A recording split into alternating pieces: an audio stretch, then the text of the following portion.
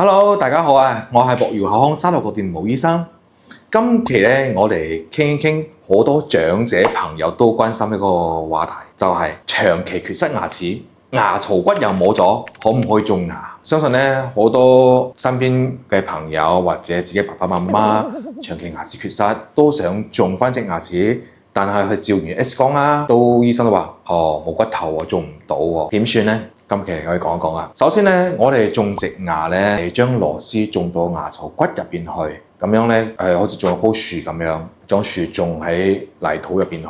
但係咧，有好多患者朋友咧喺後生嗰時，當然依家好多後生人都會牙槽骨缺失嘅。缺失牙齒之後咧，好多年之後咧，個骨頭會收縮，甚至有啲糖尿病或者牙周病嚴重嗰啲人咧，喺好後生嘅時，個牙槽骨都已經冇咗啦。牙齒都甩得七七八八㗎啦，咁樣嘅情況咧，成日又想種牙，點算咧？你去完牙科之後咧，醫生會建議你先照個 X 光，照完 X 光之後咧，醫生會喺 X 光上面個片上面去判斷呢個牙齒你骨頭缺失到咩程度。如果輕微缺失，可以達到種牙條件嘅情況下，醫生會建議去種牙。有啲人話係中度缺失，又爭少少，點算咧？咁樣醫生會建議大家去放牙骨粉。仲有一種情況咧，係咩情況咧？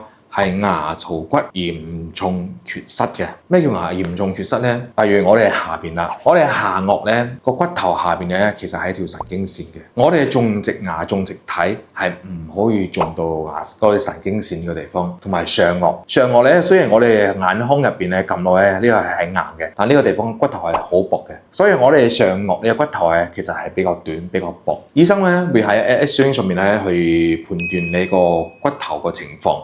可唔可以達到呢個種牙嘅情況？如果嚴重缺失骨頭情況下咧，就唔建議大家去種牙啦。第一，風險比較大；第二咧，失敗機率都會大啲。又有啲朋友咧，佢做咗幾十年，用咗幾十年個活動牙，佢話醫生我唔想再用呢啲活動牙啊，成日甩，咁啊點算咧？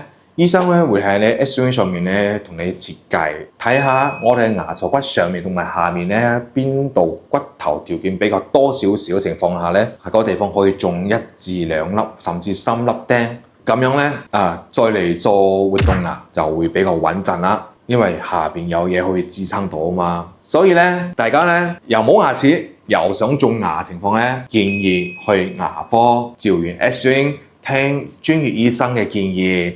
睇下你口腔入邊嘅骨頭可唔可以達到種牙嘅條件？如果達唔到種牙條件咧，就唔好逼住自己去種啦。活動牙都係一個好嘅選擇。當然咧，活動牙都有分普通嘅同埋個吸附性嘅。吸附性嘅都會比普通活動牙會吸緊少少，都唔會甩嘅。好啦，今期咧為大家講解就係咁多。有想了解口腔知識嘅朋友，可以喺下面評論區留言俾毛醫生。我哋下一期再見，拜拜。